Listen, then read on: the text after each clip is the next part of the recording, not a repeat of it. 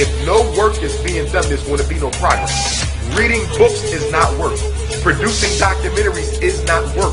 That's good information, but that's not the struggle. Information is a necessary requisite for struggle, but it does not replace it. And unfortunately, many of us have gotten into a mindset that says having the information is enough. Because I've read this book, I am struggling. Because I've made this documentary or am watching this documentary, I am struggling. No, you're not. Don't confuse capitalism with activism. That's a big problem we have now, because we blurred the line between struggle and personal financial aggrandizement. They're not the same thing. You can make money in the course of struggle. If that is your business, there's nothing wrong with that. I have my book, for example. I sell my book, but I do not give lectures to sell my book. I give lectures to inform and organize the people, whether or not the book is there or not.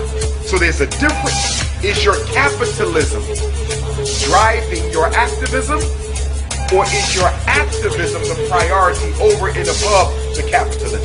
In other words, if I walked in here and Brother Nigel said, well, Dr. Umar, we can't allow you to sell your book. I don't understand why not. But guess what? I'm still going to do my program. Because the book is needed and it's necessary. But I'm not here to make money. I'm here to make a difference. And that's one of the biggest problems we have, I see, on the formal academic scholarly level, as well as the grassroots conscious community level, where people are primarily getting involved in this work to get paid, to make a profit, for personality and ego-based satisfaction, but not to make a difference in the lives of our people.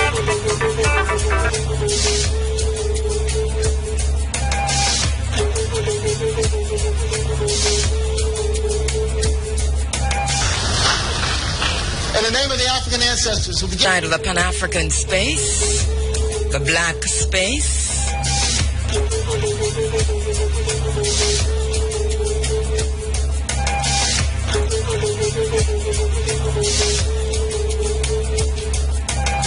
Uncle Johnson,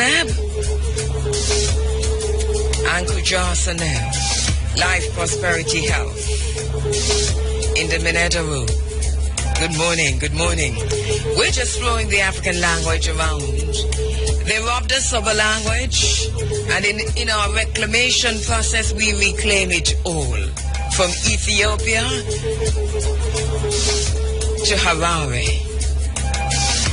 From Cairo to Cape. So, Jambo Wote.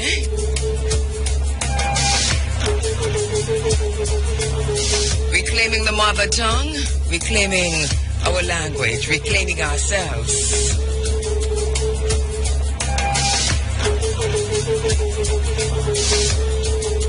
And regardless of where on the trajectory of self-discovery and self-development and rediscovery of ourselves as Africans that we are, that we fall, unless we reclaim our language, reclaiming our names are important. Reclaiming our Africanness important. Reclaiming our blackness important. But unless and until we reclaim our language, then we're still somewhere, somewhat, somehow lost. We must reclaim our language, reclaim ourselves, reclaim our identity.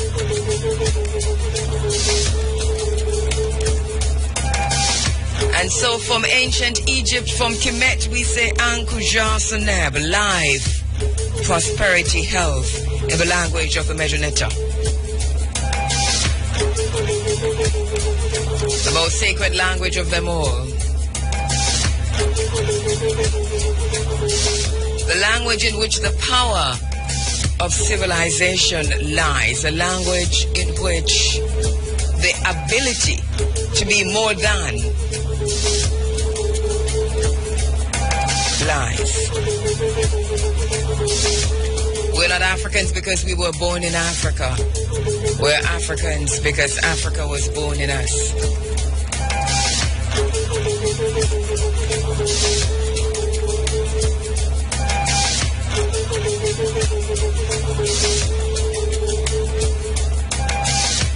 In this space, we are reuniting the African family for development. That's the vision of this program.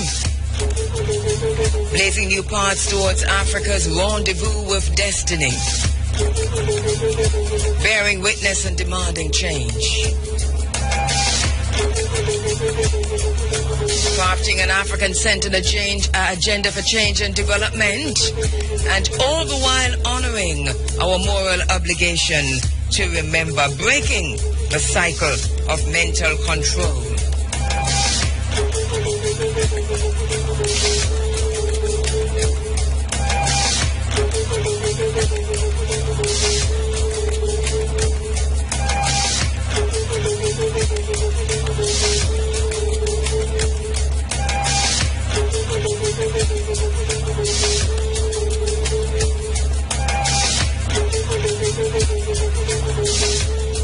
My name is Kabu Ma'at Kiru.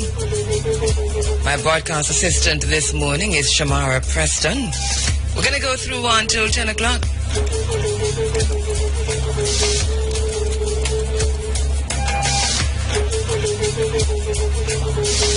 Got an interesting program lined up for you this morning. Going to be talking about a few things and talking to a few of our family members.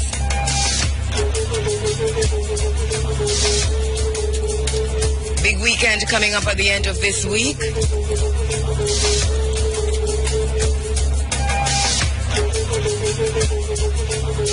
Big weekend coming up in Jamaica at the end of this week. Even as we get ready to figure out or to operationalize the new laws regarding the decriminalization of a small amount or small amounts of ganja. So this weekend, it's a herb festival. It's a Stepping High Festival, Herb Fest, here on the island in Negril. Going to be talking to the organizers.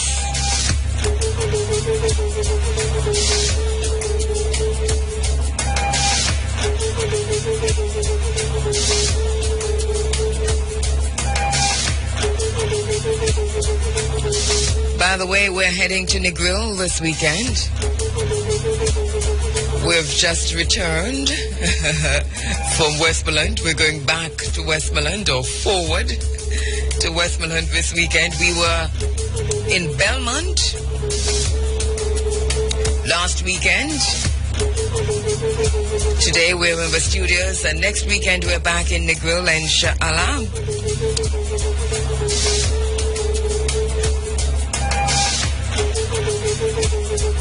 Mungu Akinjali.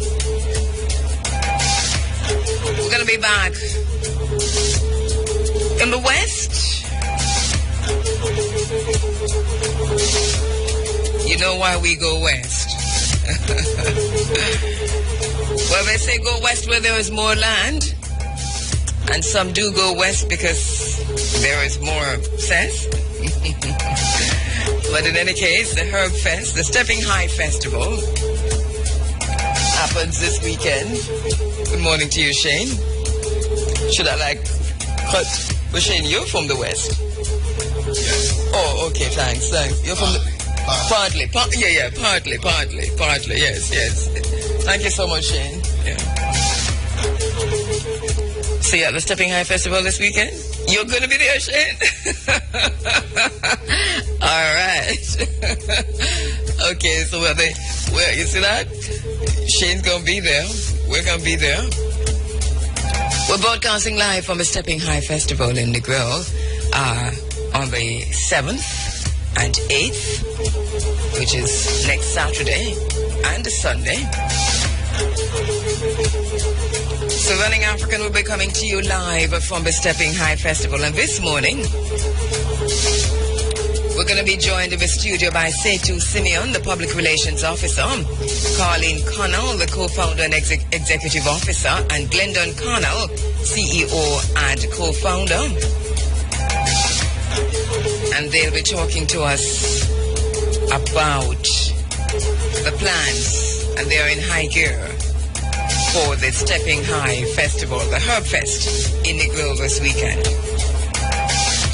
Also in a little while I'll be joined in the studio by my very, very dear friend and sister of my heart.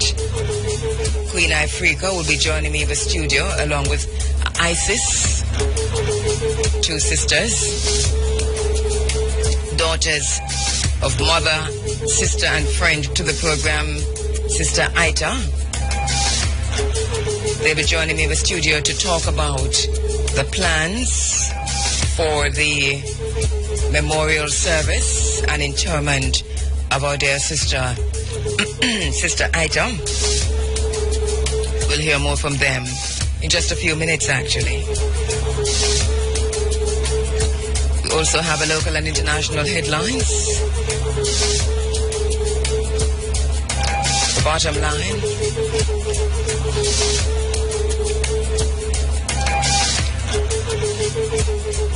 And so much more. In the bottom line this morning, we're asking about the ganjapreneurs. Decriminalization without commercialization is something that we have to talk about. And we have to ask, who are the ganjapreneurs? The ganjapreneurs, you know, like entrepreneurs. The ganjapreneurs. Who are they? Will there be barriers to entry? And are there already barriers to entry? Some questions we have to ask. Going to be asking some of those in the bottom line. But also hope to raise some of those questions at the Herb Fest in Negril on the weekend. There's a lot that we won't know, but we will find out in the operationalization process of a new decriminalization laws. And the laws, of course, decriminalizing very, very small amounts of ganja. And is there a decriminalization without commercialization? And if that is so, then we've got 101 questions. All right, so we're already running a little bit late inside of the program, so I'm going to be kicking things off with a bit of music.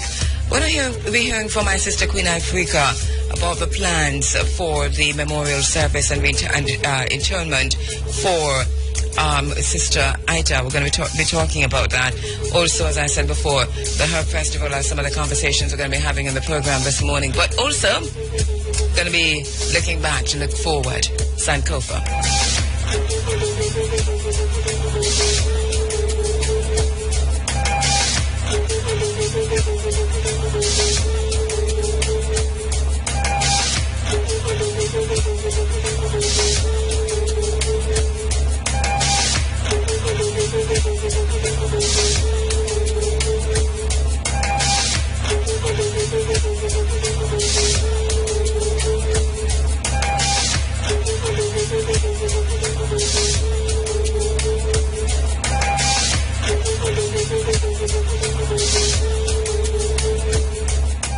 Nothing from the masses of the people.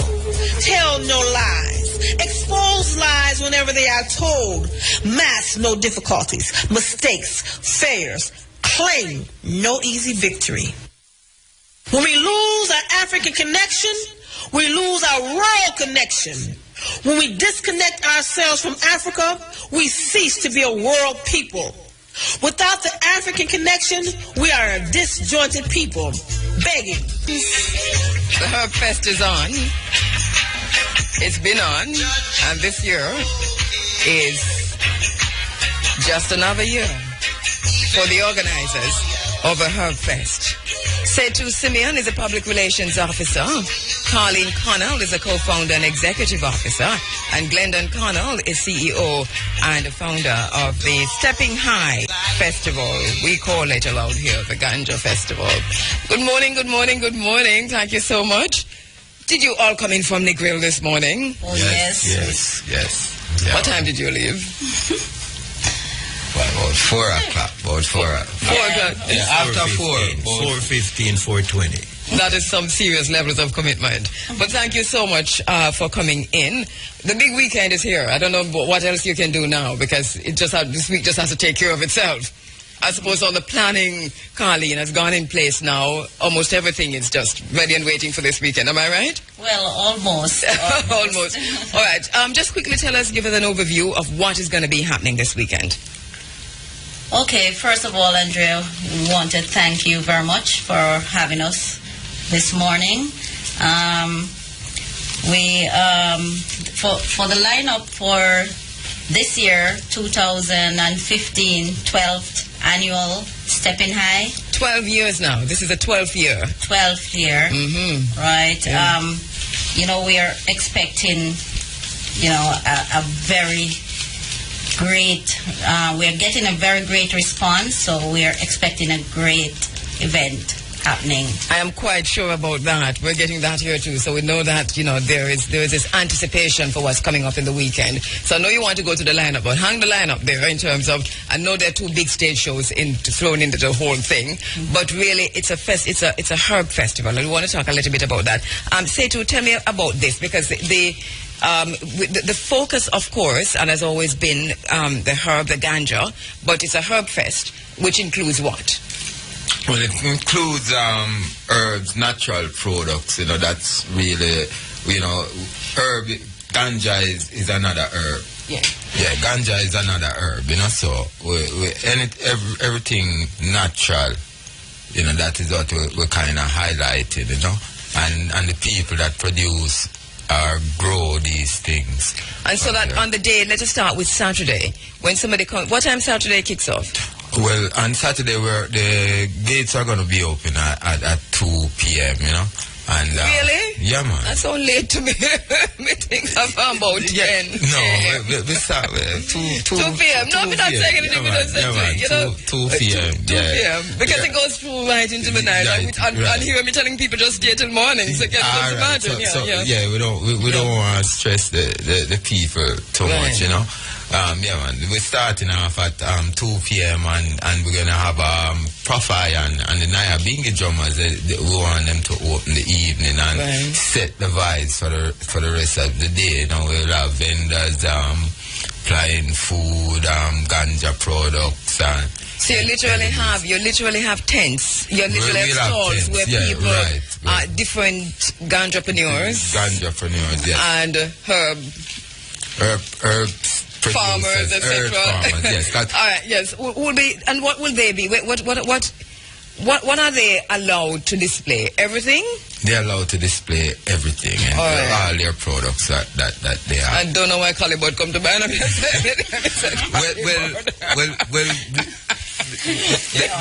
The highlight of the festival over the years, I don't want to belittle the entertainment people, but the highlight really, is when we exhibit Jamaica's finest export product from the West. Right. Best in the West. Yeah, that's what I said to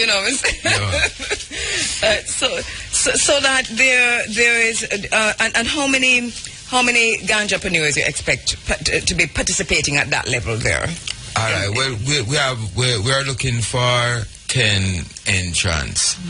We're picking out the 10 of the best. 10 of the best. Oh, 10 of the best. Yes. 10 okay. Of the best. Okay. And we have a. So you're actually selecting from a pool those who will be exhibiting. Yes. That's right. Right. So what are you looking for? Well, we're looking for, first of all, we stress organic farming. Which is ITAL. ITAL, that is blend on. So ITAL, yeah. Right. That's free of any kind. I think we've been talking to Profino.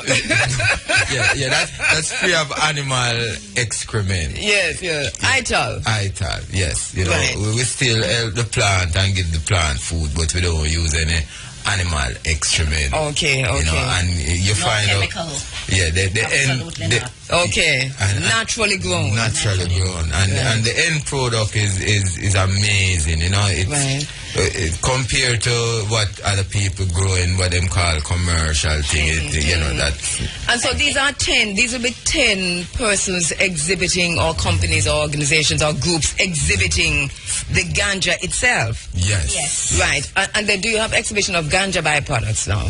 Well, we'll have we do different different vendors will have their different products, different variety. You know, so they're coming with their unique stuff. So yeah, because when I was in Westmoreland last week, you know, there was a ganjapreneur, you know, at a certain level. Was every time I run into him, say, "Look here, I hear you talk about the dukuno all the time, and I have dukuno, you know, ganja dukuno." I said to him, "Say, you know, it's for me for the ganja dukuno, you know, to me I work." No, but seriously. No, so I'm talking that level. Have people who are making things out of ganja. Yes. So what are some of the stuff that we expect to see exhibited there? There's a variety, you know. Beverages, and it will come into snacks and cookies seeds and oils. You know, different food items. And these will be different from the 10 ganjapreneurs. That's right. Right. Okay, so is it too late now for a ganjapreneur to say, you know, look at my thing and say if I can be part of the 10, or you select the 10 already? No, we're close. We're close. You're close. We're okay, close. so that's done. You can't call up now to say, let me be part of the 10. Yeah, we're right. Okay. Well, actually, there's a little, you know, there's a couple. We have a few people that we have to really go and investigate their product. That's, you know, we don't just take your word for it. We have to see the quality. Okay. All right. So that on Saturday when you enter, and all of this is going to be where? At Cayenne Beach. Right. At the Cayenne Beach so this is going to be on the beach, or, you know? It's a nice open lot, and one end is on the Norman Manley Boulevard, and the other end is on the beach. The other entrance is on the beach. Okay, so the beach, and so the open lot is going to be used for the displays and so on. Yeah, the beach is the backdrop. You have one gate going onto the beach itself, and I mean, when I say onto the beach, I mean directly onto the beach. So people coming today will have access to the beach? Yeah, man. Yes. Yeah, man. Right, so like even when me broadcast on the beach? You can bring your bikini. Because you don't know it going. Bring your bikini, bring your top, whatever. There's a little part of the venue that is on the sand itself. Okay. No, but the other part is... all right, so people come and know, you know. I'm asking so that we can know how to dress, what to wear, because, you know, this time we can leave with boots. Well, cover up. Because no, I mean, when you're barefoot. No, but I'm talking about like shoes-wise. Okay. You know, if you're on the sand. Wear something flat. Don't bother with the high heel thing. No. Right, yeah. So you know where you are. Yeah. All right, so we'll cover up. Remember that too. And don't listen to say too about no bikini thing, right? Well, we're looking for the best herb outfit, so, you know... come in your colors. So if you come in your hemp out, so how are you going to know is really hemp make it, or what is the best herb outfit? What do you mean? Not necessarily what it's made out of, but yes. Oh, okay. Right. Okay. All right. Okay, so on the Saturday, this is what is happening. The displays of from the farm, the ganjapreneurs, the persons who are making byproducts from ganja, and so on, and that is happening from 2 p.m. Yes, right through to as a matter of fact, the exhibit, the Best of the West exhibit starts from the Saturday and it continues to the Sunday. Right. And on the Sunday now we will announce the person, the farmer that has the most popular, by the judges. Right. Okay. And judges. So who are the judges? Well, judges is the public, you know, the public. Okay, yeah, okay. They can they have a way to indicate. We have bud passes, you know, that you get a sampling of all the entrants, and they are color coded, so nobody don't know if it's the pineapple or the blueberry or the what. And we have a criteria. We have a little little graph there. You can check off if the potency is nice, or if the scent is nice, and the flavor, you know, and the overall quality. We have the criteria there, and you just check off, and at the end of the day, we tasting and smelling and we do the totals, you know, and the judges will have the hands-on experience, and And I understand that this year, as usual, I mean, a lot of the people who actually come are coming from overseas. They come in for this, but that you have special guests this year coming in from overseas also. Yes, we have. Yes. Yeah, we have some guests from the industry that will be there, and they'll be testing some of the products, you know. As far as THC content and even DNA, you know, because the plants have DNA just like we do. You know, so they'll be chasing whether it's indica or sativa. Well, we have people calling from all over, especially this year we have a whole lot from the Caribbean that has been calling in. We have entertainers that we are including in on the performance. Right, because as we said before, from Bermuda? We have Bermuda, Trinidad, California, Ivory Coast. And the Ivory Coast, Mama as well, Cafe. Mama Cafe. So, you know, we're also sort of trying to diversify, but at the same time, we're not losing the essence of our true culture here as we do. So that Glendon, it ends with a stage show every night, the 2 nights. Yes, definitely. So what's going to happen on the Saturday night? Who's on the show? This should be Highway, Nomad, Bushman, King Fragrance, Jack Radix. Basically, that's it. And then the Sunday night, it wraps up again with another stage show. And who's on the show for Sunday? Well, we have China Smith and the Inna the Yard cultural experience. And Andrea just want to say still, we don't really configure the 2 days yet as far as. Okay, so that is the aspect of it that is still I understand now. Still so the stage show aspect of it is a part that's still being worked out now. Yeah, that's understood. I understand. I totally. We have artists calling from all over and we don't have the time, we don't have the funding to accommodate and transport everyone, you know. So and Negril full already, because our experience is that Negril is full. Yes, right Negril now. is full. And but I really do hope that persons can find accommodation. I think people might have to look as far as Sahab, don't it? Well, yes, I think they have to look outside of Negril. And we are continually seeking accommodation so that we can. Can you say to anybody where there might be any? Do you have any ideas for accommodation? Negril full enough. They don't know that Negril full enough. Any ideas where people can find accommodation? You know. Well, we're trying to call persons who have nice village, like guest houses and so forth. So we're going back to the days when people used to facilitate people in their homes. Yes. So things like that.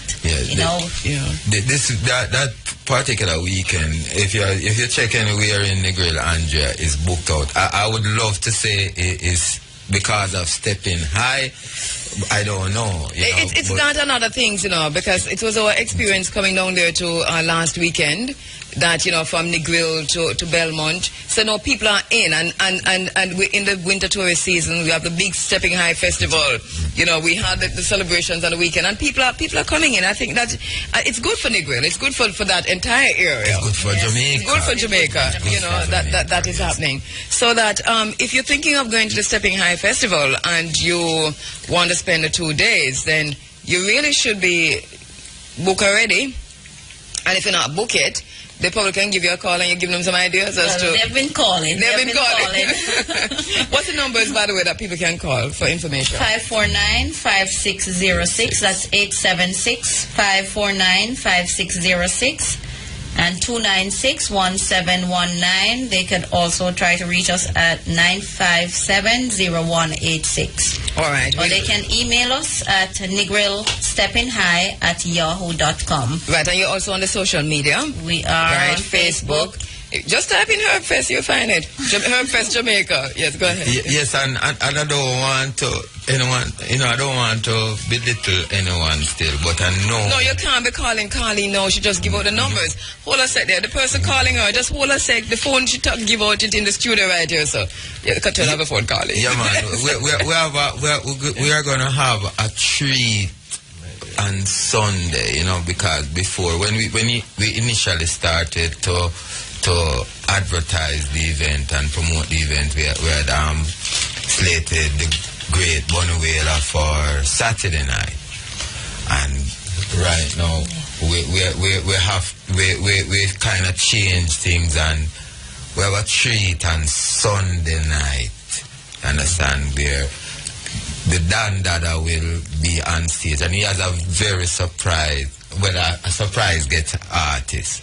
Okay, so right. So Bonnie is performing Sunday night. Sunday night. And there's a surprise guest. Give us a hint about the surprise guest. Give us a hint. Well, you have it's a foreigner or local? He's a local, but you have to legalize it, Okay. Right, on the level there, and it's one of the fire. Yeah, you have to eyes it. The touch. Yes. The touch. One of the touch there. Look, surprise again if you say that if you're gonna further. No, all right. Me get. All right. So on Sunday, of course. Well, Sunday is coming out of Saturday. Yes. But we're broadcasting this program live Sunday from the venue, and we'll be able also to bring back the sights and the sounds and the smells of the Stepping High Festival. We'll be there until 10 a.m., as I said before, with the Shockwave broadcasting live. And then from there, it goes into another day of exhibits, another day of judging, and in terms of the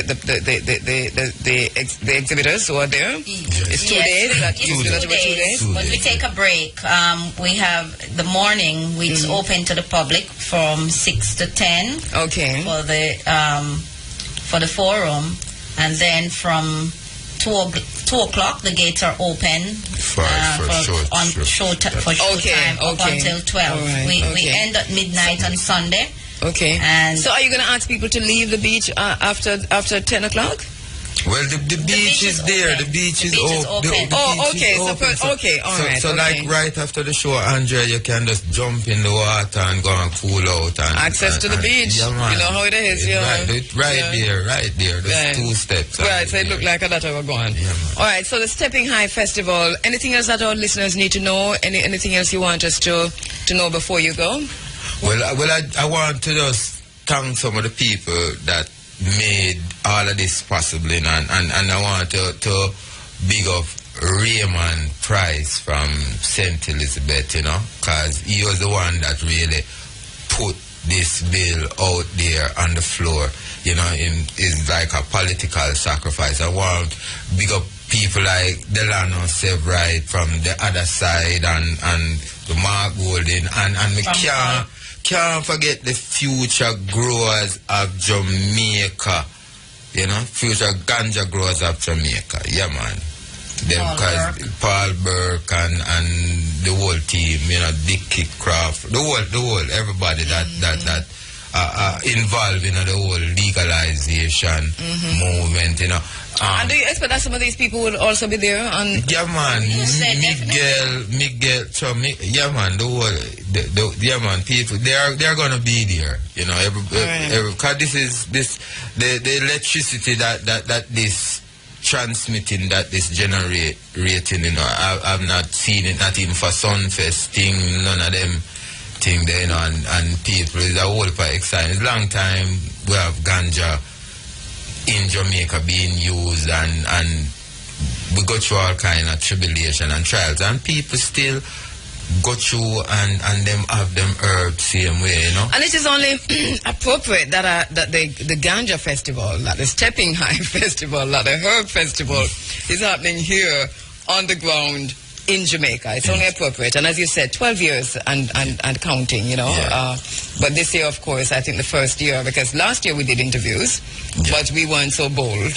Yes. So I think, that is progress. We want to thank IRFM as well for helping in the pioneering, you know. We're very, very happy to partner. For being so bold. Yeah, there you go. We're very happy to partner. And also for with Skunk. Oh yes, and we have to thank Skunk Magazine. They are one of our sponsors, and World of Reggae, and Orthodox Art, and the Rough House Roots. You know, all the sponsors that. And I want to thank King Fragrance. I don't know if you know. Yes, man. All right, well, King Fragrance is a part of Stepping Eye. You know? I know, yes. Yeah, man. King Fragrance is a permanent part of Stepping Eye over the years. All right, well, I listen. Yes. From the beginning. Yeah, Mr. Goodart supposed to be work on some breakfast now or something like that. You know. Yeah, but I want to tell persons who are asking about the prices. It's $2,000 pre-sold and $2,500 at the gate, but we are encouraging team working. So we have a group rate per 12, a group of 12. You get a rate of $15 per person. Yeah, 1,500. Jamaica. Right. Okay, so it's 2,000 individual, but if you're coming with a group of 12. It's pre-sold and it's online. You can book your ticket online. Okay. Right, at yardticket.com. Okay. All right. And once again, and Sunday morning between 6 and 10, that is free to the public. After you finish, you can go to the beach, but then gates open again at 2 p.m. For the proceedings. All right. And for vendors as well, we're closing. I just want to let them the vendors know that we are closing off on the Wednesday. So the deadline is Wednesday. So you can call in again at 549-5606. All right. Okay, it sounds good. And as I said before, we're going to be there, inshallah. Mungo Akim Jali. Come next Sunday. Saturday and Sunday. We're broadcasting live on Saturday and we're broadcasting live on Sunday. So live links across IRFM on Saturday. And then again, we're live with the Africa Forum on Sunday morning. Greetings, my sisters. Good morning, sis. Morning. You know, I'm just going to put it out there. It's a difficult program for me to do. Yes. And we're joined by her daughters in the studio and granddaughter. And Ifrica, once again, condolences. Thanks. Last time we were here, Sister Ita was in the studio, just talking about, her own husband and so on. Now she's transcended, and there is a memorial service planned. I'm going to get through it, right? So there's a memorial service planned. We want to talk about that. And I said memorial service. Sister Aisha was one who was always very careful with words. Yeah. So we're going to take back the memorial service. I said that there's a memorial plan. Yes. Just tell us. I don't know how much you want to say, but I know that the autopsy has been done. Yes. And also that. Now you know exactly what's going to happen in the plan. So talk to us about that. Yeah. Well, yes, we got the results of the autopsy, and it is stating that she had a tumor in one of her ovaries, in her left ovary, and for some reason it got ruptured and caused an internal bleeding that made her went into shock. So that's the reason why she died so quickly after going into the hospital. So that's not good news in any way, but at least we know for a fact what could have taken her from us so suddenly, and so we're at the point now where we are doing the memorial celebration of her life. It's a celebration of her life because she was such a jovial and bursting with joy person. So we want to relive that moment for her. So this weekend coming up on the 7th, we are going to do our sending her off officially, and that's Saturday coming. Yes, Saturday coming in the Valley of Decision, Belmont District in St. James, Montego Bay. That's the valley that she she lived all her life in. And being in the bush, being the valley in the of bush, decision, you know, Jungle Fest, Fest, yeah. Ipreme, Isis, my brother Isa, who is now deceased, were all born in the hills, you know, so it's a very dear and special place to us, and we think that it's most fitting to make a celebration of her life right there. And you know, Isis, when she was here the last time, you know, she talked about celebrating life. You know, when she was here, I'm talking about. Yeah, she really talked about celebrating life. I have the CDs here, and I was listening back last night. I can't play them this morning. And she talked about the monument that she wanted to build and so on. What kind of celebration will happen on Saturday? Celebration that will happen on Saturday is something that will be fitting for her, because you know we have lived, she's our mother, we have lived with her, we see the kind of programs that she put on, so it would be more of a bingy in the bush setting more than a, you know, a funeral setting. It's an open stage out in the valley, more like you're coming to a jungle fest, or a bingy in the bush. You know, so Africa make a lot of sense. Because we are not having a funeral at any stage or form. Yes, and last time she was here, listen, if I never know, I know that from last time that she was here. That, you know, it would be something like that. That is really, really fitting. And that is definitely what she wants. And so we're asking ones who will be coming along to have your tent, your camping stuff. It's a camping environment. You can camp out with your tents and everything. Just your hammocks, warm clothing and everything, because it's the valley. So, you know, it's up on the hill. And it's very nice. You sound like I just know. It's it's the valley, you know. It's the valley. It's the valley. Yes. So you know that you're going to be in the valley. And really, it is such a beautiful place too. And I was listening back last night to how she talked about it. And she mentioned that, you know, in Africa, be a nice house. Give me no moving there. Beautiful board house. Yeah, she said, we're still on the hunches there. Yes, man. Because she's an earth woman, you know. Yes. The rock stone is our everything. So we never see her sleep. We never see her go to bed, you know what I mean? It's in her, like in her older years, like we'd see her sit down for a little bit, but we never saw her go to bed or see her wake up in the morning. She's always up. After you down. Right. And I'd like to add that, you know, we have every death as a 9-night celebration. So we'll do the 9 nights on the Friday with but April, yes. Okay, there you go. Yeah, basically that's what they call it. So we're going to be doing that. We're bringing in Shasha Beng from St. Thomas to come play the Kumina, because my mother loved Kumina, and also she loved herself some Muta Baruka. So we'll just have that energy of music and that's a celebration, you know, into Saturday morning. The celebration on Saturday begins at 11 in the morning, so we want to do it, as I say, in the form of tributes and remembrance, and, you know, ones who she touched, because trust me, Kabu, my mother touched so many people, and, you know, I know. We just want to, that's why we're happy to be here this morning, to let people know that it's in Belmont District for those who want to come and to say farewell to her, you know. The family will be there, man. I know the family will be there. Yeah, man. Ivy also will be there with the Naya Bingi, and, you know, because, you know, the Naya Bingi is what we're all about. Exactly. Yeah, man. So Friday night will be the 9 night. Yes. Which will be in the fashion that Sister Aisha would have done. So you can come along from early in the day. There'll be vibes from early in the day into the night into Saturday, you know. Right. And then Saturday now in the morning at 11 is when we do the official ceremony of our send off. All right. Yes. Which would be in the form of a bingy in the bush. Yes. All right. Well, I'll definitely be there, you know. Yes. We're looking forward. And so it's Friday into Saturday, and that's one of the reasons I said bring a camping stuff. Yeah, man, bring a camping stuff, because the place is so nice, and you can put your hammock up. You can have your tents pitched, and it's really, really, really nice and cultural. It's a very nice environment.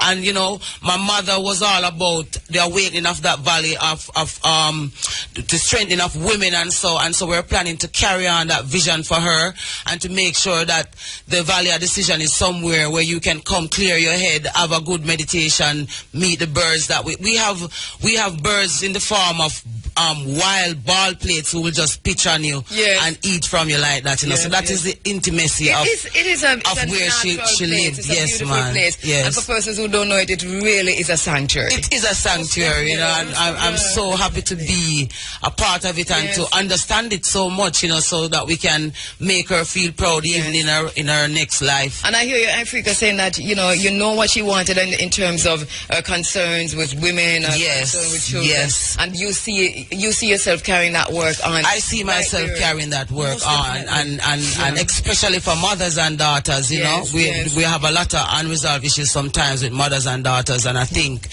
it's now time for us to really look at what causes some of those things and really look at how we can make some solutions for it. And I would strongly, my sister and my little niece, you know, she's a little jungle baby. We definitely want to keep that going on her behalf, you know? Yeah. For real. Isis, I'm very happy to hear that, man, because that to me makes a whole lot of sense. Yes. That to carry on that work. Yeah, man. Yeah. Man. Right now I'm feeling like Mama has passed on the baton in our hands, and we just have to run with it. Of course. Yes, man. Seriously. Well, we're here to support you in whatever way.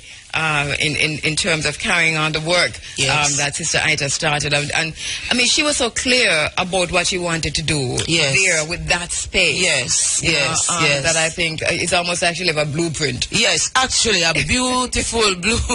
I mean, like we found a book that she was writing 30 years ago, right? And she titled the book Shadowed. Yes. So we're planning to finish the book. Yes. But in the book, it's all about the valley. The rock stone that she discovered. The day she discovered rock stones, I was there, we were there. Yes. And so that ring that she wears everywhere, that was the first rock that she picked up, and she started to work with it. And I am thinking that it has to be something more than just her picking up a rock. It had to come from somewhere, and I did a little research and found out that somewhere in Africa there are a tribe of women that work specifically with rocks. I'm not sure if it's in Ghana, but there's a tribe of women that rocks. Look at that too. Yes, all they do. They are queens and they work with the rockstone. I'm thinking my mother must have come from somewhere along that line, because she was not a normal person. No, the first time I went to the Valley of Decision, we spent like hours just talking about rocks, and she taking me through the different places, how she designed the rocks, so she has a beautiful display. Yes, she has a beautiful display. Yes, and she had so many plans for and we're gonna set the museum, because she wanted to do a rock museum. Yes, and so we're gonna build the rock museum around our display. We don't even want to touch her display because it's so beautiful. Yes, you know? I understand. Well, you know, my heart is really, really full just listening to you talk, and I'm confident just hearing you both talk that this is going to be Sister Ita's work is going to continue. Yeah, man, most definitely. And once again, the 9 night is on Friday. You can come from Friday in the day, though. Yes. And take your camping things, because the grounds cannot facilitate. It can facilitate. Yes, it can. Yeah, the family's going to turn out, though. Yeah, man, I want them to turn out, because you know, Ita was everybody's mother. Ita was, I mean, there's so many different age groups. She called me her daughter. Yes, you know, everybody is like, she touched everybody in an individual way too. Everybody that talks about her in an individual way, like it's separate from what you just heard. True. Yes. Very, very straightforward, very honest. It's like they own a little different part of her, so that each person have their little part. Yes. A very complex person, personality, but really somebody who was there. You know, even though you know get good reception on the phone down there in the Valley of Decision. There's a you get it now? Yeah, well, I don't know if it's because you go a different place. Like, yes, because the higher you go. Look here, man, there's plenty of time you have to wait till Sister Ita reach a certain place. And then me call her back again, and me say you reach her, she say again, alright, okay, call me back in time, let me go over you.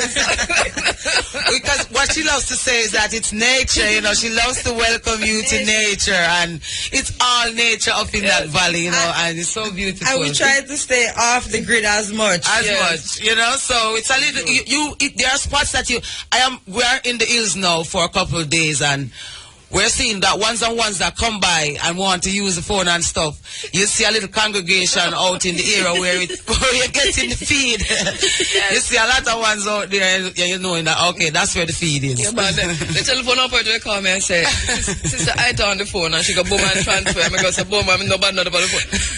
I say, okay, me understand where I'm going. So I call back, I might get ISIS, so we get somebody and I say, all right, call her back in 5. I got, you know. So, but I think it's going to be a beautiful tribute. And we're making sure of it, you know, because she loves to entertain and to host. You know, she's like at her highest in her elements when she's hosting. So that's the energy that we want to project, you know, on behalf of her. And I know she's in the valley and she's watching over us and seeing that we're doing it in the right way too. Also, our father, Aya. Yes, yeah, yes. Man. I was listening to her talking about him and saying that, you know, one of the things, and I go back to the monument, that she saw that monument down in the valley, she was saying on the air. But Sister Ita was really also very, very fashionable. Oh, my gosh. Oh, you know, I mean, African fashionable. She bring the fashion to the party. Yes, so a lot of people always say, you know, we get your style from him. So I'm like, girl, you should see my mother, man, because a jeans thing, you know. It is true. Really, really fashionable. So, yeah, man. Okay, I'm going to honor Sister Ita, right, on Friday and Saturday for those persons. So persons... Yes. So, yes, Alan? Oh, yes. Well, we were mentioning that we're going to have ones who are going to have their crafts and stuff also. Mm-hmm. So, you know, that's something that ISIS wanted me to mention, that ones will be there with their craft display, whether it's the fashion in clothes or jewelry or, you know, just cultural making items. it a festive atmosphere. Yeah. It makes a lot of sense yes. to me. That is the way it is supposed to be done. Yes, you know? yes. It makes a whole lot of sense. Yeah, man. Right, Ifrica. How you do, Ifrica? Good so far. Right. I mean, she's brilliant, you know. I'm listening back to the conversation with Sister Ita and talking. And when we went to her, I mean, I remember saying at the end of that wow, such brilliance. And I was she's like, an old spirit. Yeah, and that's exactly what was said then. Yeah, man. All right. Okay. So good to have you. And you know, how's the family doing generally? Well, you know, we're strong because Mama made us that way. Yeah, if we're not strong, everybody's gonna be just crying every day. Like you see something else of her, and then you go all. I was just like, Ifrica, please don't cry on IFM this morning. and I'm saying, you know what I mean? And that song you were playing was not helping. So, you know, we have to be, there's so many different people that are just hugging us and crying with us. And, you know, I just see that my mother was so loved. And you can't pay for that, you know, because you live once. And then when you die, it's your memories that will make you live on, you know. And so we give thanks for all that she did, you know. Give thanks for the love. Give thanks for the love that she was able to pour out to everyone from everywhere in the world, you know, for real. Yeah, man, people been calling from all over. Yeah, man. So we're happy to be on the Run in Africa this morning to tell everyone that it's in Belmont District, St. James in Montego Bay. Friday, Saturday, the night. The setup is Friday. The actual memorial celebration is the 7th, starting at 11 in the morning until whenever we're ready to go home. That sounds just like Sister Ita. It could have been more fitting. It is what it is. All right, so we'll definitely be there in the Valley of Decision. Yes, sir. This weekend. Ifrica, Isis, Ipreem. Thank you very much. I know there have been. I don't know if you want to talk about the actual interment, because. Well, we're doing an actual cremation and we're doing it because she had said that. She had said that that's what she would prefer. And knowing my mother, she would not want to be laid in a coffin with people walking around it and looking at her like that. She'd prefer to, you know, to be in the spirit. It is true. She said it to me that Sunday when you were both here. She actually said it to me that. Yeah, man. So it's just, you know, it's just like she fly out. Yes. You know, she's just not there. Yeah, so, you know, she don't want her body to be there parading. It is true. Yeah. I'm witness. Yeah, God. Yeah, man. That's something I've heard. I said myself. Yeah, man. All right, so that people know exactly what is happening. Yes. Some little rumors out there that it had happened already, but now we know that. Thank God for big radio stations like IFM and Running African Show. The family can know that those rumors can be set aside. That we never wanted to come on here before we did the autopsy. And please allow me, if I can, for this second, to say to the health ministry of this country that we need to look at how many pathologists we have to take care of deaths, because it's ridiculous to have someone die from the 4th of February and you have to do an autopsy on the 27th, and they're telling you that the one that did ours, she's the second one in the country, and the one that does it does not even live here from what I'm hearing. So we need to look at these things for poor families who want to mourn, and and it's expensive also, you know what I mean, to have a dead for so long. So these things would make, when I go into these places, you know who I am, and I'm an advocate, a catalyst, so I cannot just talk about my personal thing. We have to seriously look at how we deal with issues that concern so many people. And Africa, and that point that you have raised is such a poignant point, because it has been in the public sphere. Yes. Little here and there, the pathologist is coming from overseas, but here, personal experience. Yes, it's and another thing is, we must point out that my sister was told that all she needed was to get a morgue and something, because they had released the body without the cause of death or anything like that. I'm saying, if they just theorize a cause of death and write that on the paper and say, for somebody who wasn't even ill, somebody who was not even taking medication. So I'm saying, what about the families who really can say, look, we need something to be done about things like these? It's just too much pain. Yeah. And then the interesting thing about it, when they did the autopsy, it was hardly related to what they written on the first paper. At all. There was nothing there to relate. So what they theorized was totally out. Wow. We need to look. Those are serious issues, I think. I think so too. No, they are, definitely, without a doubt. And we'll continue to raise them in this space. Yes, I know. We should, yeah. Because, yes. Wow, the 27th before the autopsy was done. Exactly. Yesterday. Exactly, yes. Yeah. Exactly. So, that's was one of the reasons why we weren't on the air and talking a lot about the memorial and stuff, because, we want to know what happened to our mom and stuff before we did that. Thank you so much for coming and for being strong for the family. Yeah, man. And for sticking together and holding it together. Yes. And doing it the Sister Ita way. Yes. Unity, she used to call me and say, they said that Rasta not united, but it's not true. She said it's not true. I believe that. Yes, she said that there's unity at many different levels, and we're supposed to start talking about the unity at the different levels. Paying attention to it. And don't expect everybody to be on the same level. Exactly. Yeah, this is something that we talk about a lot. It is so true. Yeah. It is. I remember one year we did a bingy in the bush, and the theme was celebrating cultural diversity, because what Mommy was saying is that if we can't come together on one ground, let us come together with the different opinions. Let's celebrate that then. Celebrate that everybody is different. That we're different. Yes. And unite around what we can unite around. I think that was always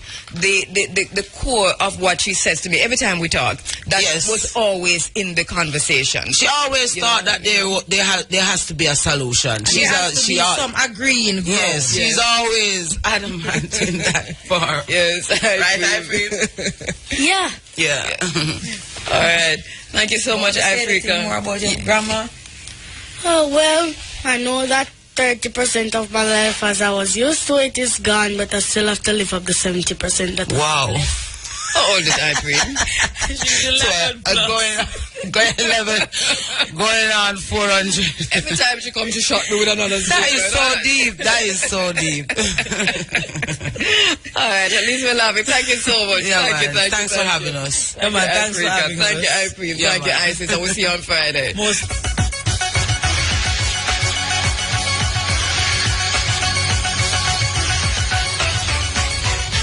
Good morning. I am Primrose Oliver with the local and international headlines. At least 4 people are feared dead following a motor vehicle crash along the Bracco Main Road in Trelawney this morning. The police are yet to release details into the incident. The deadly accident took place around 6 o'clock. We'll have more in subsequent newscasts. The St. Thomas Police have launched a manhunt for the common-law husband of a woman whose partially nude body was found in bushes in the Danvers Pen community yesterday.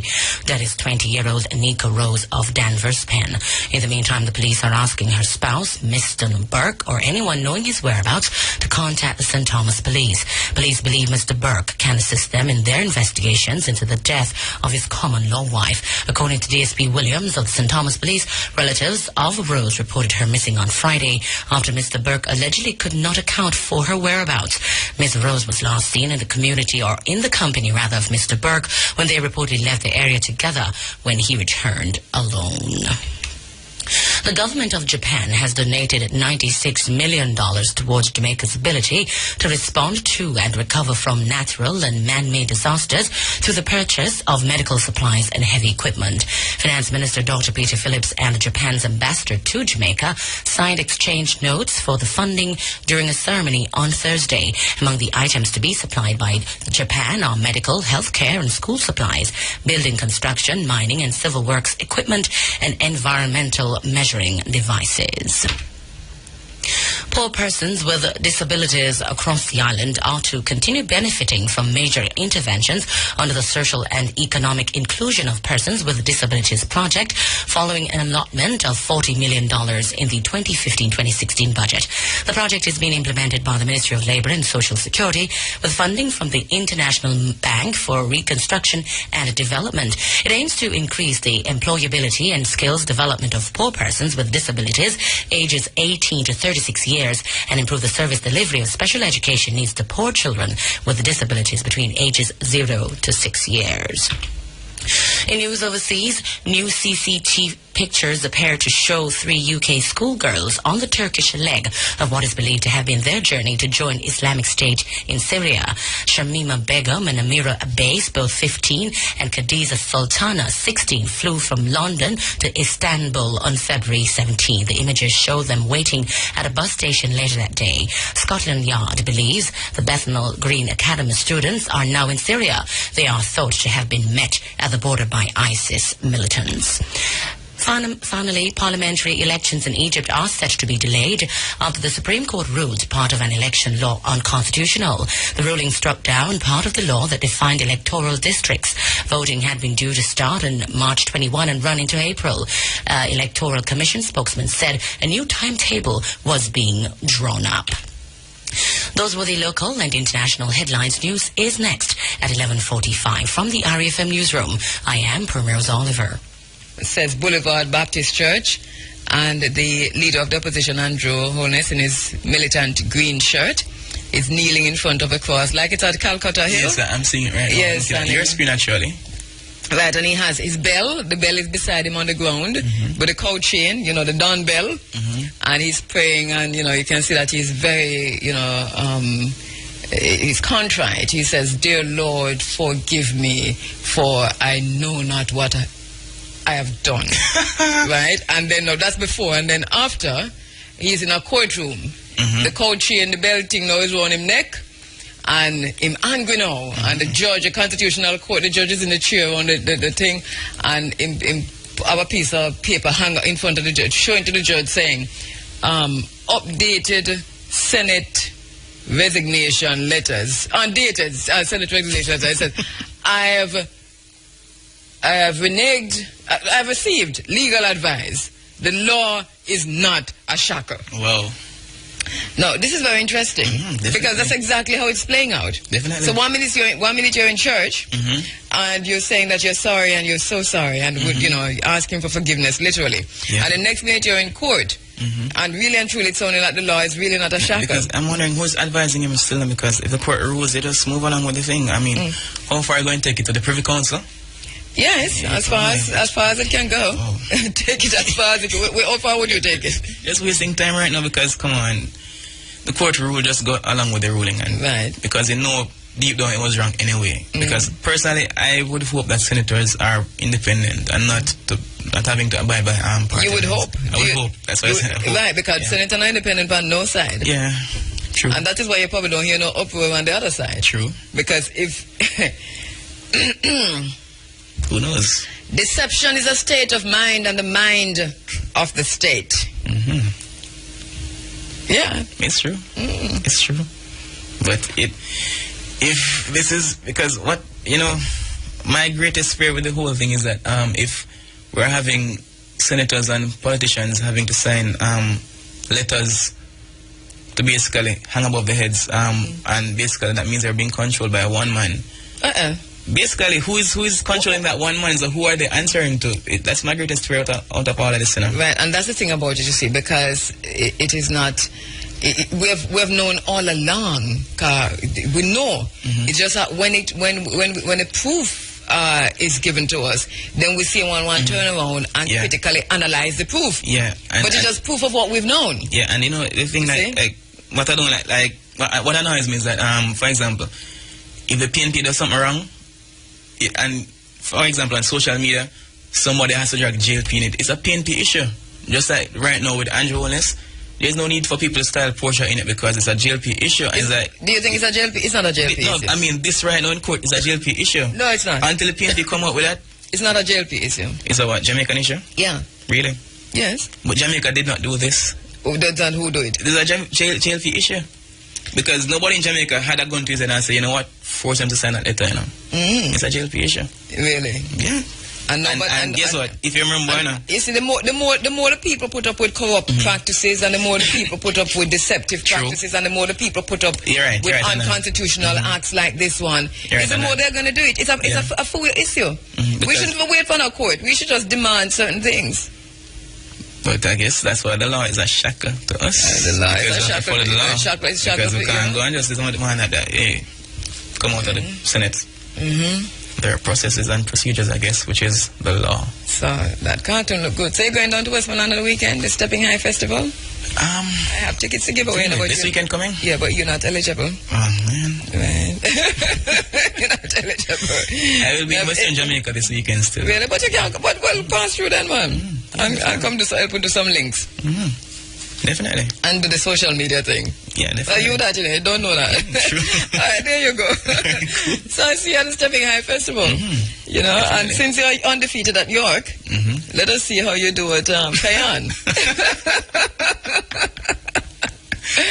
Oh, good. I tell you about it. By the way, I'm not supposed to be carrying something from Roger today.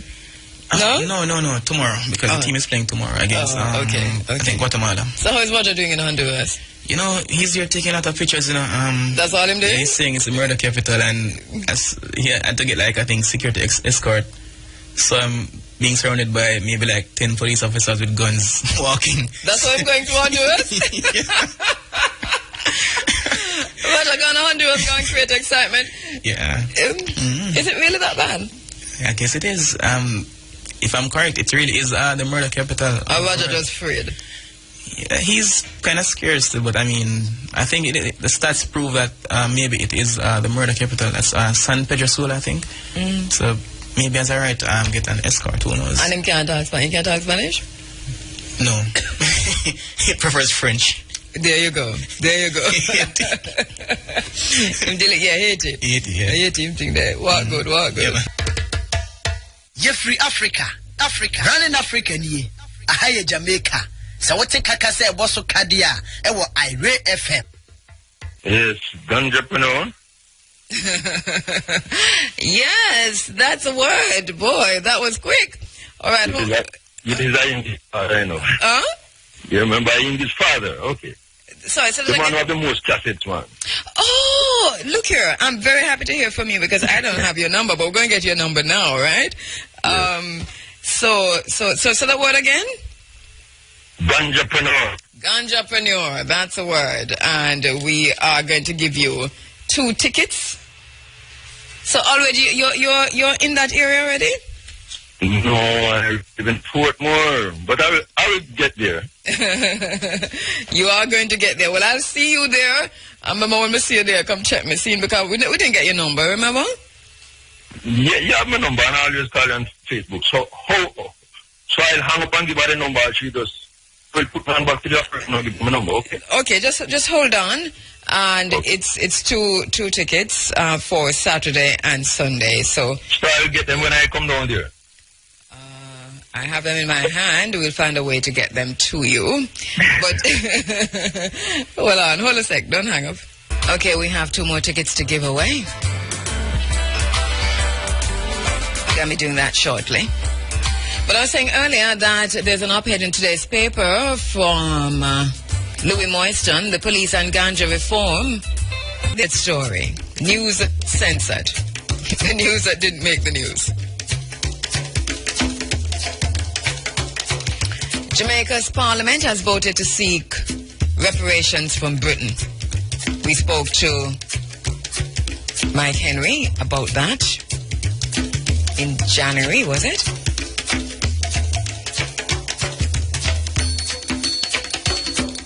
It was a late night decision at the end of January.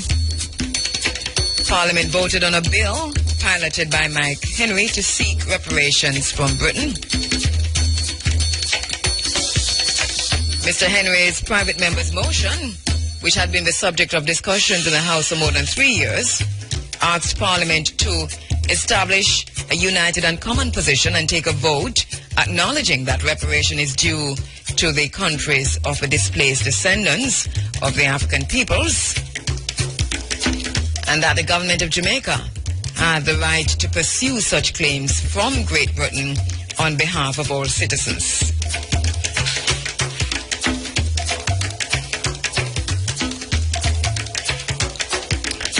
The historic vote in Parliament is the most underreported story of the year so far. News that's censored, the news that didn't make the news. It's a vote in Parliament. It's directly connected to government.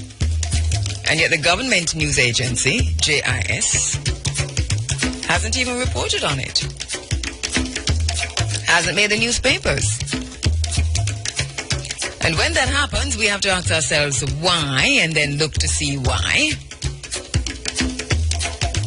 Look at the power dynamics. So, voted the most underreported story. News censored. News that didn't make the news. Jamaica's parliament vote to seek reparations from Britain. Wonder why it hasn't been reported widely. Good question.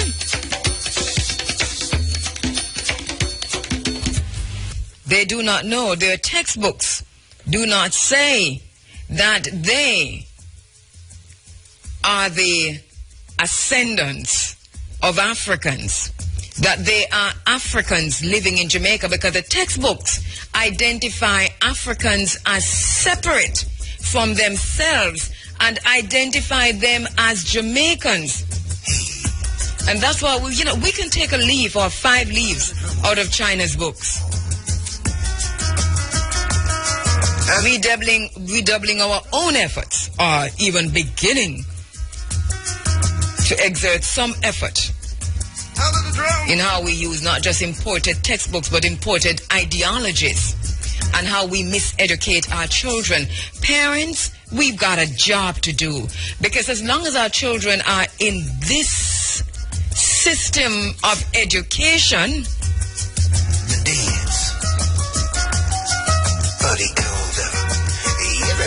then it's almost as if we're fighting a losing battle if we do not step in at some point to ensure that they are relearning, because we literally have to deprogram them when they get home in the evenings. We have to reprogram them. We have to go through the textbooks. We have to ask them what they've learned. We have to see how they're learning it, and then we have to reprogram the mind for tomorrow. It's a tough job.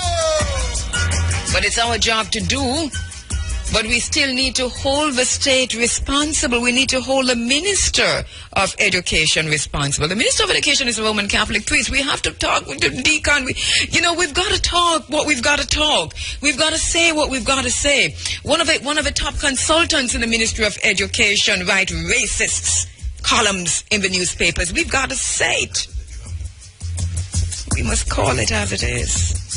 Because our children are being brainwashed. Out of the drum we come. And so they do not understand themselves as Africans. They do not understand the difference between race and nationality. And even though they understand that the Chinese child sitting beside them in class is Chinese, even though that child has never been to China, the third and fourth generation and 15th generation Chinese in Jamaica, they understand that when they look at their friend who presents as Chinese, even though he doesn't know the language and has never been and will probably never go, that this child is Chinese and that child is Indian. He or she identifies his African self as Jamaican and has nothing to do with Africa. And they're telling you that they're not Africans, they're Jamaicans because their teachers are telling them that they're not Africans. We've got a problem. Out of the drum we come.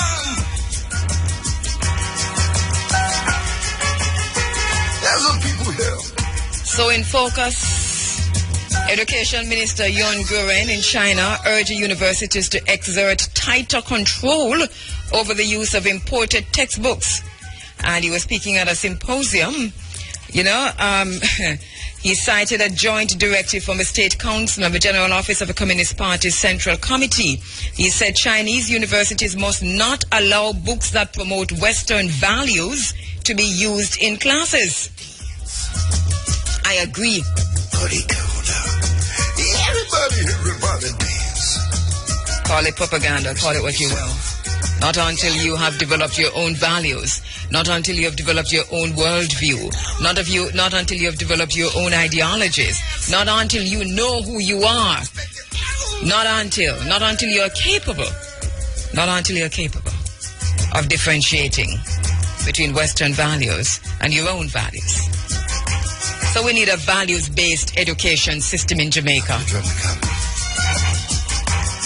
But a values-based system that recognizes inherently the race of a child, your African identity, your African languages, African culture. And we know culture is fluid. So don't say I say. Nothing is as static as we want to believe. But China is doing a right thing, and we must congratulate China on what they're doing. Totally agree with what China is doing.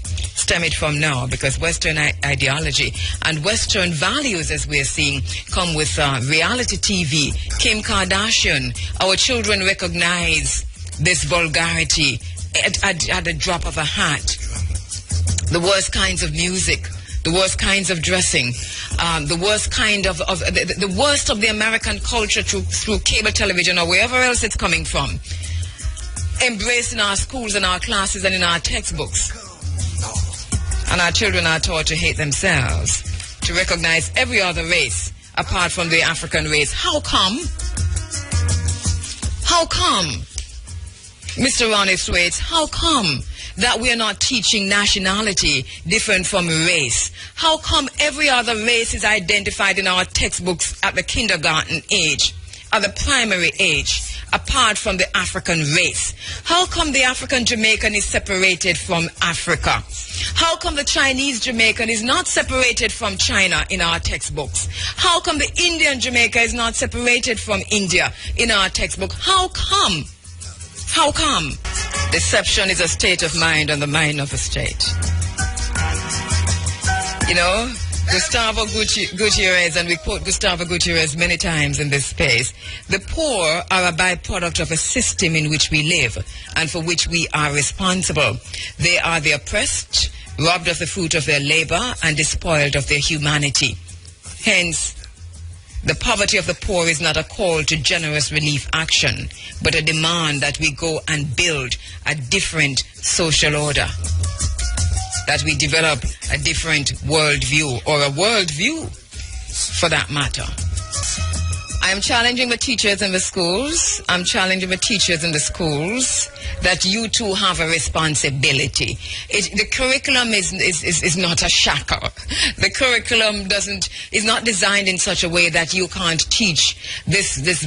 Some of you have 40 children, 30 children, 10, 12, 11, 55. At some point, you too as a teacher have a responsibility. You have a responsibility to use that curriculum in such a way that you do not perpetuate the miseducation. And for the Christian teachers, especially in schools, who don't think that race doesn't matter for a lot of the Christian teachers in school, then maybe you too need to look at yourself, because you are part of the problem. We're Africans not because we're born in Africa. We're Africans because Africa was born in us. We demand a change. And this demand is not asking anybody to do anything. This demand is really suggesting and saying it has to happen. We're not asking for crumbs falling from anybody's table. We're saying now that we know, what are we going to do to change it?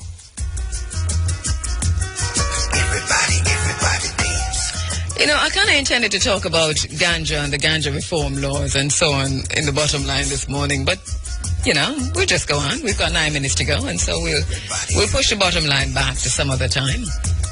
Respect yourself. Oh. And even as we agree with what China is doing in China, we're disagreeing with what China is doing outside of China, because China at the same time is spreading its own ideology, understanding how that works in Africa and right here in the Caribbean, in Jamaica. We are still very concerned about government's plans to make available the Roaring River lands to China Harbor. I hear them saying it's not a done deal, but we are standing up in this space to say it looks very much like it. And we are saying that we disagree with making the watershed area that serves so much of Jamaica available for commercial development.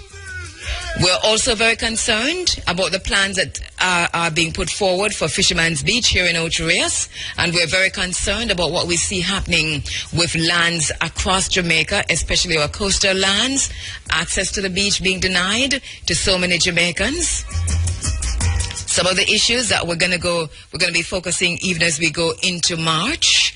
Now we're looking ahead to the Herb Festival, but once we come forward, we're picking all of these issues up again. Genetically modified foods and the regulations or lack of, Codex Alimentarius here in Jamaica, the power or lack thereof of the ministry to represent at the international and global levels. Access to beaches, we're still on those. Land ownership, we're still on those. As a people, out of the drum we come. No. China in Jamaica, China in Africa, and all the other Pan-African issues, raising them right here in this space. Everybody dance. We're going to be seeing you next week. Respect yourself. In Negril. The dance. Inshallah. Everybody dance. From the album called The Dance of the Elder, it's Del Jones, the war correspondent, one of the activists and the soldiers on the field who died in action. Out of the drum, we come. He gave you Slave Ship also, gonna play that to go out. But I want to say thanks to everyone who listened. Thanks to you. Thanks so much on the social media. Thank you so much. Pan-Africanism. What has it been historically, and what do you feel like it should be for African people in the 21st century? Well, Pan-Africanism, which is what I like to refer to as the black man's oldest organized political ideology, has always been about the unification of all members of the global African family, irrespective of religion, language, or culture. So Pan-Africanism has always been about seeing all Africans as members of one's own household. it also has represented a need for African people to solve their problems to the exclusion of any outside interference. So not only are we a family, we have an obligation to look after that family without any input from other people. Generally speaking, that's what Pan-Africanism is and has been. I think going forward, though, like any other ideology, it has to become more practical.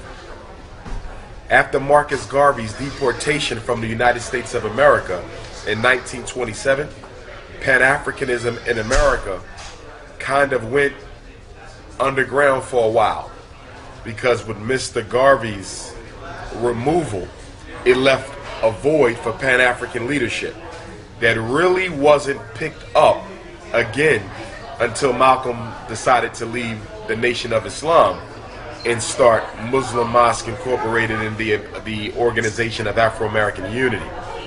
So during the last year of his life, El Hajj began to pick up the torch of Marcus Garvey, which was already lit for him as a child because his parents were members of the Garvey movement.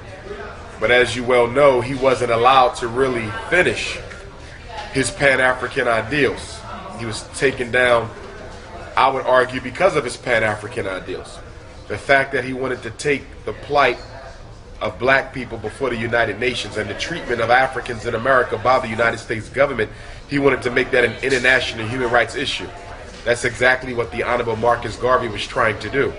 But unfortunately, Malcolm wasn't allowed to do that. So when Malcolm was assassinated, years later, Kwame Ture, Stokely Carmichael, he would pick up the Pan-African banner and he would push it. And I think through his organization, the All-African People's Revolutionary Party, I think that you saw a very strong rebirth of Pan-Africanism. However, though, I have to clarify that Kwame Ture's Pan-Africanism was not Marcus Garvey's Pan-Africanism. It was socialist based as opposed to being racially based. So there was some room for non-Africans within their struggle, which is something that we as Garveyites reject. So although we're all Pan-Africanists, there are differences under that umbrella, as it is for any ideology.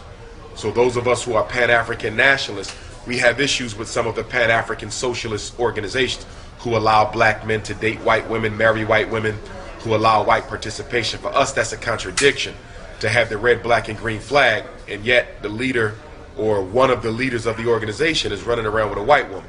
So there's contradictions, I would argue, within Pan-African socialism.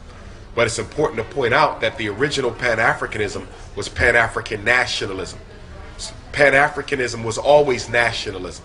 It didn't get perverted until W.E.B. Du Bois decided to infect it with socialism. And of course, there were other African leaders who also picked up the Pan-African socialist banner. And we don't denigrate or ridicule them. It's just a difference in ideology.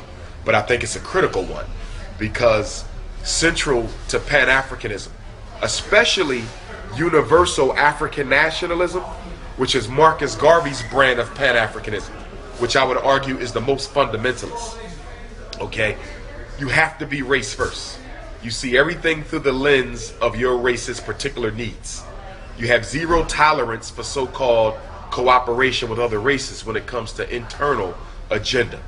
And that's where a lot of differences come about, because there's a lot of folks who don't have that hard Pan-Africanist line. They want to cooperate with Europeans and other people who don't have the best interests of African people at hand. So there has to be some Pan-African house cleaning, because people see Pan-Africanism, but they don't know that there's different groups or ideologies under Pan-Africanism. For example, you could be a Christian, but you might be a Baptist, or you might be a Catholic, or you might be a Seventh-day Adventist or a Pentecostal. Same thing with Pan-Africanism. You might be a socialist, or you might be a nationalist, which is the original Pan-Africanism. But now you even have Pan-African integrationism. You have organizations like the NAACP who have chapters in Africa who would argue that they're now Pan-African because they're dealing with blacks outside of America. So I often see the need to clarify my particular version of Pan-Africanism, which is Garveyism, or Pan-African nationalism or universal African nationalism. Only reason why we have all these names now is because it's been perverted by socialism and integrationist agendas. Well, I'm part of a group called Afrocentric Oakland, and we have a Pan-African Family Reunion Day, and we, requested that other people not come, and we got a lot of flack for that. What would you say to the argument from a lot of black people that were like, you're being separatist, the verse racism, or that you are being exclusionary? What would you say to people who are making that argument? That most other cultural groups have celebrations and events that are exclusive to members of their own culture, and they are never criticized. Jews are exclusive with everything they do. They are never criticized. East Indians are exclusive. Chinese are exclusive, and they are supposed to be, because no one can partake fully in your culture except people who belong to it. So I respect and will defend the right for the Jew to have cultural events. I will defend the right for the Chinese man to have cultural events. But I also am going to defend the right for my own people to have our own events free from the participation of alien races. The issue isn't the criticism. You're going to get that. The issue is that we have to be resilient enough to be able to ward off the criticism when it comes. We just have to stand on our square of being unapologetically African. If we do that, we don't have to worry about anything else, because the criticism is going to come. Why? Because everyone knows that the power of the white man, or the power of the Chinese man, or the power of any other person, the Arab even, rests upon the domination and disorganization of African people. So when you see a group of Arabs, it's not a big deal. You see a group of Chinese, it's not a big deal. You see a group of white folk, it's not a big deal. But when you see a group of black people, it becomes a big deal. And why? Because all of those other groups know that their success rests on your oppression. And in order to keep you comfortably oppressed, they have to keep you disorganized. So the minute you begin to organize, you are already rendering their dominance over you as a temporary episode. And because they're not used to seeing us in solidarity, exercising togetherness, when they do, it automatically draws their attention, because over the last several hundred years, that has not been a strength of black people sticking together. But they understand that our coming together automatically spells the end of their control over us as well as Africa. No race can exist comfortably without the resources of Africa. Africa is the only continent that can exist self-subsisting without any trade with any outside country. It doesn't appear to be that way because you have foreign interests dictating and dominating and controlling the direction of Africa's progress. But if she were allowed to develop freely, she doesn't need anyone else. She doesn't need anybody's water. She doesn't need anybody's food. She doesn't need anybody's livestock. Everything Africa needs, she has. But in the reverse, China cannot exist without Africa. Europe cannot exist. America cannot exist without Africa. So they all have a concerted effort to keep us disorganized and, more importantly, disinterested in our own condition. So you were also mentioning the Africa Town. Yes. What would it take to have an Africa Town in every major city or in this country? Well, first we need one. Okay. We have to start small. Okay. We need that one model city to serve as a blueprint example that all the other cities can follow.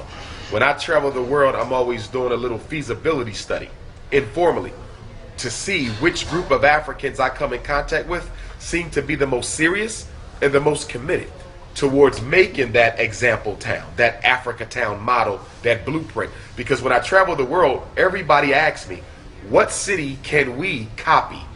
Who is currently implementing the model that we need as a race so it can be replicated? I haven't found one, but I am studying the Africans who I meet in the different cities and countries and continents to see who is closest to being able to implement that vision. So then I would be happy to point all Africans to Oakland. I would be happy to point all Africans to Houston or to London or to Toronto. But until we have that example, okay, it's going to be difficult for people to implement something they never seen. So we got to have that crusading and visionary type of a group to be the first to put that in place. But once we have one, it's easy to replicate because now the example has been created for all to see with their own two eyes. But in order for that to take place, you got to have a critical mass of Africans who are very high on what I consider the 5 assessments. I think all African people need to be assessed on 5 criteria at least. One is consciousness. You have to be intelligent about the problems that we suffer. How well read are you, and how good of an analyzer are you? So it's not just knowing the dates and the facts and the things that white folks have done to us, but can you critically analyze how this is impacting us and then be able to formulate solutions to reverse it? So consciousness is important. Then you need commitment. A lot of us are very conscious. If you look at most of our African-centered scholars, they are very conscious. They have the information and they have the analysis, but they're low on commitment because many of them are living comfortably, working at white universities. So they don't really have a need to get involved in a grassroots struggle because although they talk black, they live a very upper-class European life. So it makes it hard for them to get involved in your study. So commitment is low. Even in a conscious lecture circuit, brothers and sisters who lecture, okay, off the, away from the university scene, if you would, okay, commitment is also low. Okay, just a lot of hustling going on, but very little organization and development. Next, you got to be consistent. Consistency is important because people need to be able to predict what you're going to do from year to year politically. So for example, this year you're an integrationist. You're all about working with white people. Next year you're a nationalist. The next year now you're a Christian fundamentalist. What the hell do you stand for? You keep flip-flopping ideologically all over the place so nobody knows what you really are about. Take Reverend Al Sharpton. First he was a grassroots black activist. Okay? Well, first he was the pastor, then a grassroots black activist. Now he's a President Obama apologist. So he done flip-flopped all over the place. No consistency. And people who are opportunistic don't have consistency because they're constantly looking to advance their own personal agenda. So you will never get consistency with an opportunist because they will change colors with the climate in order to get what they feel they need for themselves. So you have consciousness, you have commitment, you have consistency. Number 4, probably the most important, is courage. You got to have the guts to speak truth to power. A lot of us are low in this area because when we come into a closed room like this, we can talk black, we can say what we feel, okay? We can explicate white supremacy, but we can only do that here. When we're in front of white people, when we're at the school board meetings, when we're at the elected official town halls, okay, when we're face to face with people who participate in the American social order, who are strategically keeping us oppressed and marginalized, we don't speak that truth to power. I see this a lot with our scholars. When they're in an all-black audience, they are as black as they can be. But then when they get around white people and other races, they put on a whole different persona, okay, totally contradictory. It reminds me of Bill Cosby. He and I are from the same neighborhood in North Philadelphia. I once went to a speech that Bill Cosby gave to an all-black audience in North Philadelphia, broad and popular, a few years ago. I'll never forget it. If I didn't know it was Bill Cosby talking, I would have thought it was Marcus Garvey. Phenomenal race-first speech from Bill Cosby. Phenomenal. And the next day, he's on television acting like a coon again. You see, so we know what the truth is. But do we have the guts and courage to profess it, no matter where we are? That's that unapologetically African piece. You're not going to be able to destroy white supremacy without pissing off some white people. And that's where a lot of black people go wrong because we say, okay, well, we can't let them know how we feel. Well, at some point, you're going to have to. Because what you're trying to do is in direct contradiction to what they're trying to do. So at some point, you have to make your enemy upset. You don't do it intentionally, and you don't do it emotionally, but by virtue of organizing and building, you automatically inconvenience the opposition. And in inconveniencing the opposition, they're going to react towards you, and that's going to disrupt the relationship.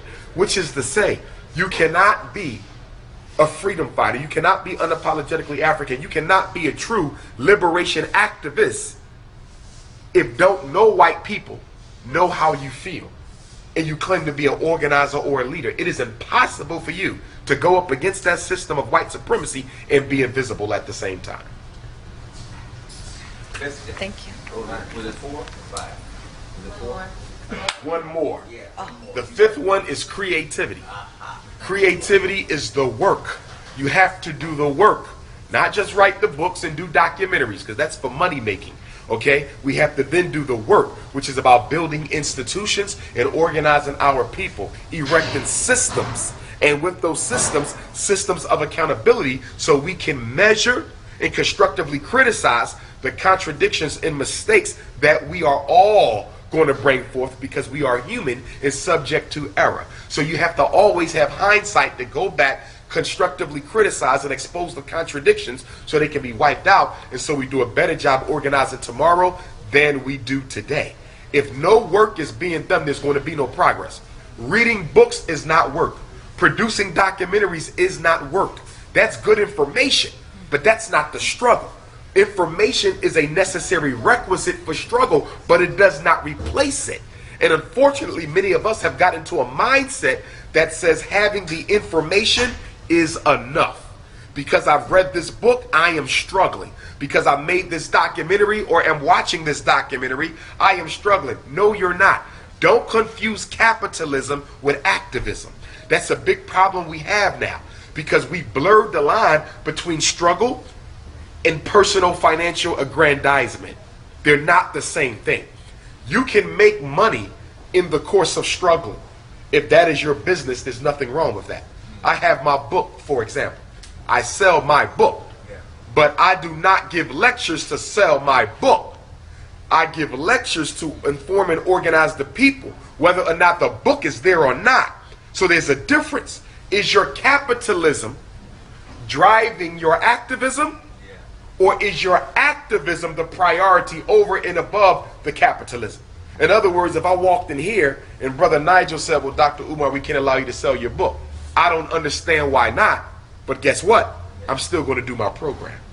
Because the book is needed and it's necessary. But I'm not here to make money. I'm here to make a difference. And that's one of the biggest problems we have, I see, on the formal academic scholarly level, as well as the grassroots conscious community level, where people are primarily getting involved in this work to get paid, to make a profit, for personality and ego.